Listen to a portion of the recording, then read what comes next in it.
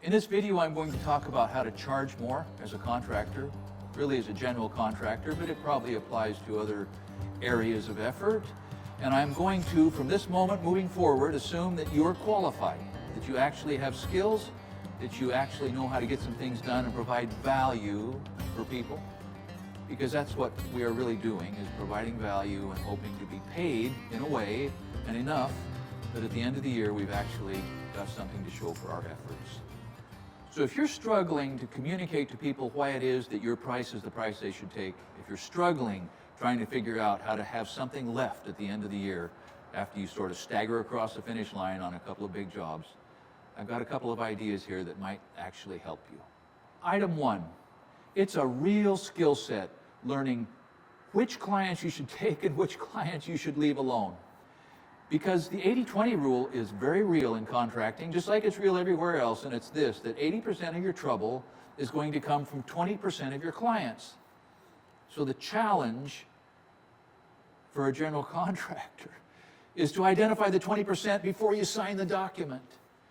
Learning to identify the 20%, the people that are just going to be too difficult. Not a good personality match, not a good priority, not a good project for you in a neighborhood, or who knows what it is, but learning to walk onto a job and after about 20 minutes of talking to the folks that have called you and asked you to come by to give them an estimate, to know for sure that either, yes, I want to pursue this and I hope I get the job because I think we can work together, or nope, these people are not a good fit for me. Communicate to them clearly. Recommend to them one of your competitors that they might call and sort of rope into a thankless, never-ending pit of callbacks and disappointments, and go on to find a job that's actually going to be agreeable, profitable, and will end up with a new friend or friends for you because of the work you took. So let's assume that the person that you are proposing the work to has passed your scrutiny of someone you want to work for. You've got some idea of how they've interacted with other contractors, and you've listened carefully to what they've said about value and disappointments and the things that made them happy, and you are actually getting ready to establish a price to present to them. You, we all have to stop thinking about the value of the work we do in terms of what we would pay to receive it. Can you see that contractors always undervalue their work because they know how to do the work and they are pretty confident they could make it happen, and so therefore, how valuable can it be? The real value of the things we do has nothing to do with how valuable we think it is. Now that knife cuts both ways, in that the things we do in many cases are much more valuable than we think they are. And in some number of cases, point of fact, are just not as precious as we think they should be. So a realistic understanding of real value for what we're doing is something you have to figure out. And it's hard, but one of the things you can do is start talking to the people openly that are your competitors. Establish friendly relations with everyone that you can that's in the same business, and start sharing some of your experiences with costs and successfully completing jobs. Our competitors are not our adversaries. Our competitors are in many ways on the same team, accomplishing the same kind of projects for the same kinds of people. You need to be able to communicate a vision. You're starting with trying to understand what their vision is.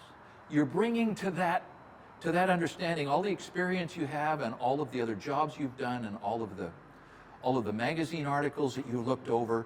You're bringing to their understanding of what's possible a greatly expanded understanding of what's possible, and so you've got to be able to tactfully, leaving your ego out of it, communicate to them, have you considered, without them being backed into the corner of this guy's just upselling me. Even if you are upselling them, upsell them something that they're going to be happier with. And there will never be a time that they're going to look back and say, wow, that guy took me for a ride. They're going to look back and say, wow, I am so glad that he brought that wonderful idea.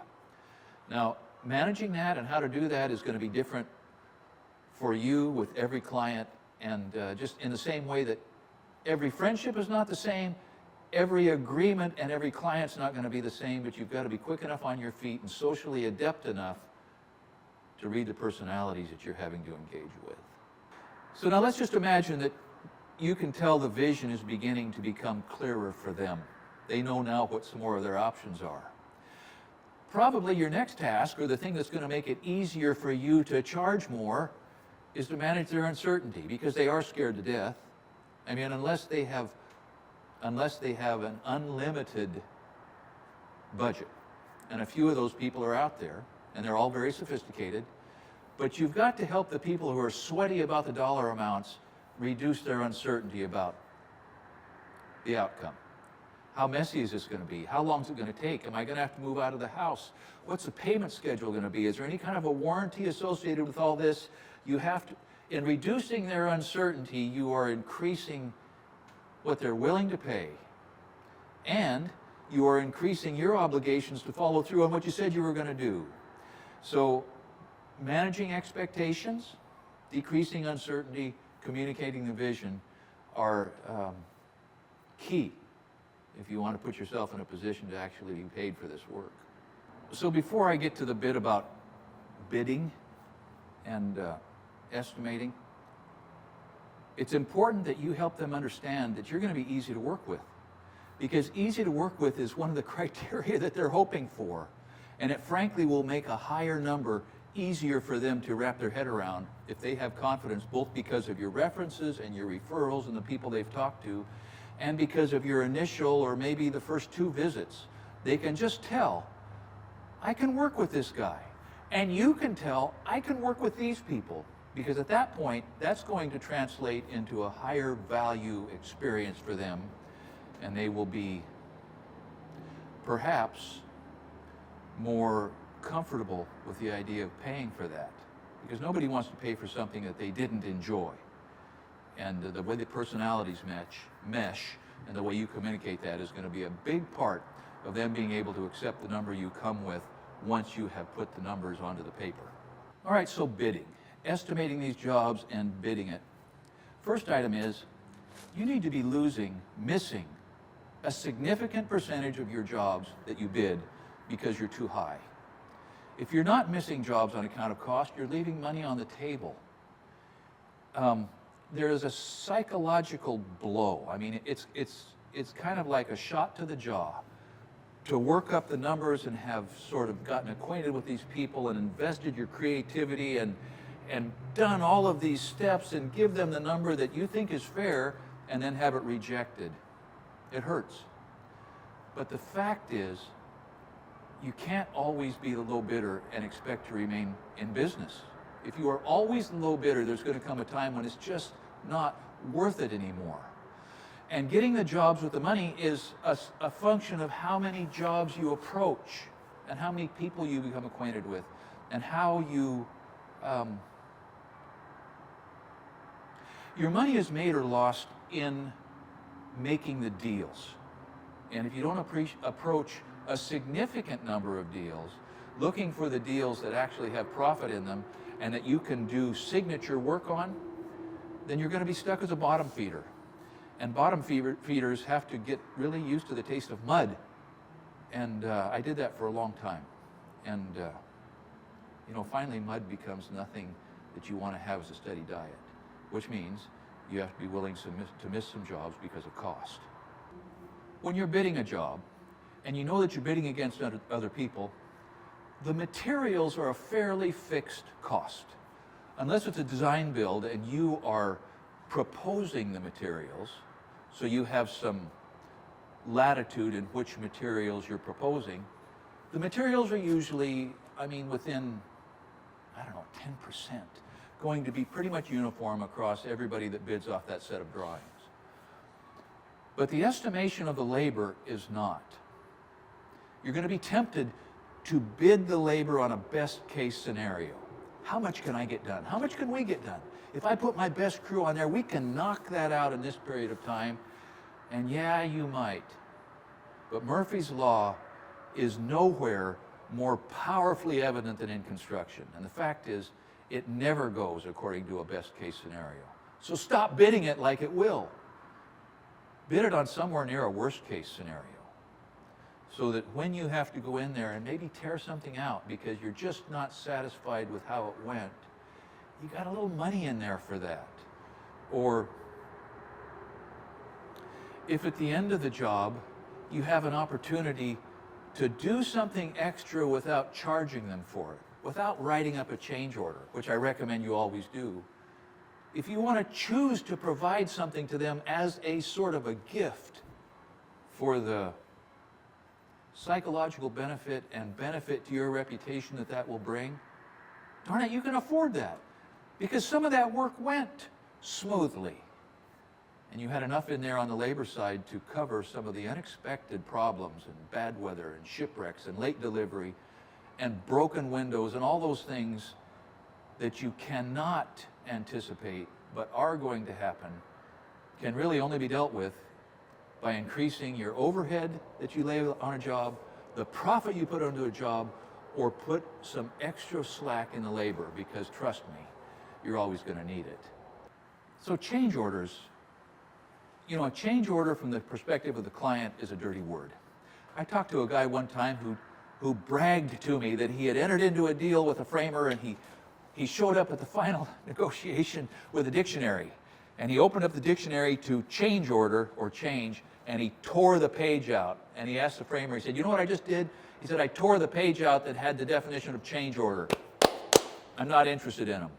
Right then, you walk away and find a different client, because change orders are important.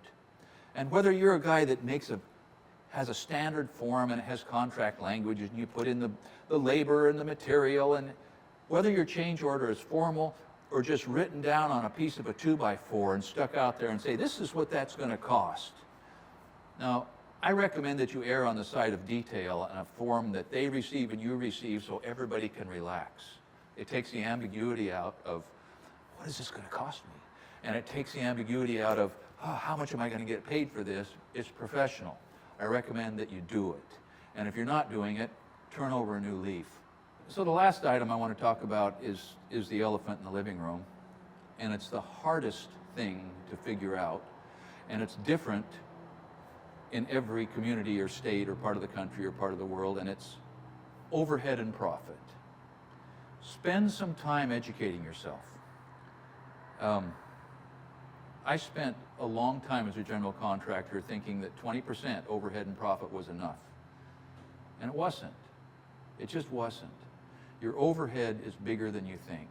Overhead is what you have to spend all the time to stay in business, whether or not you're working, whether or not you're making a profit. The overhead is the ongoing costs that will devour your business. And the profit is the money that you deserve, that you have earned, and that you will go out of business if you don't receive.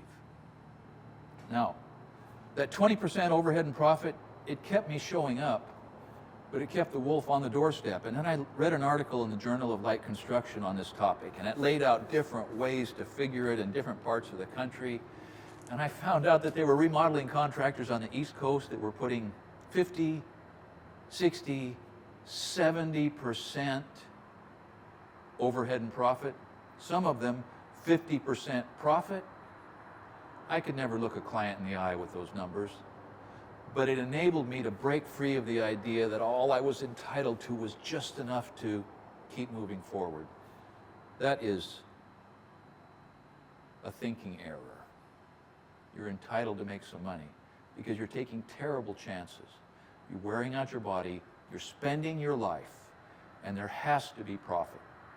So read some books. Subscribe to the Journal of Light Construction. Talk to people that have been in the business. One guy I worked for told me that he talked to an old contractor who said, "Son, you figure up every possible cost that can be attached to that job, and then you double it, and you look the client right in the eye and tell him that's what it's going to cost." Well, I could never do that. And probably that's, I don't know, maybe that's excessive. Maybe it's not. But the takeaway for me was that I needed to develop the strength to, when I had added up all the costs and I had added the overhead and profit, look these people right in the eye and tell them that's what it's going to cost. And most of the time, they were happy to pay it. And most of the time, when I got to the end of the job, if I had provided a little more than they expected, if I had underpromised and overdelivered, they recommended me to their friends. And that's what you want. You want to be recommended to their friends. And you want to be standing there, able to feed your children and pay for their educations and provide stability and maybe get an occasional vacation, maybe, and then go back and hit it again and continue producing excellent work for the clients you found who are happy to pay for it. So one big deal on all of this is to be patient. There are guys who jump right in and expect to be knocking it out of the park in their first year. Well, you know what? That's just not going to happen. And the guys that are always swinging for the fence are the guys that leave town in the middle of the night with some people's deposits, and they never come back, and they're never spoken of with love or respect. So be patient. Be patient. It's not an easy way to make a living. It's really not an easy way to make money. But if you approach this from the beginning with the understanding that I'm going to figure this out, but I'm not going to figure it out this week or this month, maybe this year. If you keep banging away at these things, it's going to get better. Thank you for watching Essential Craftsman. Keep up the good work.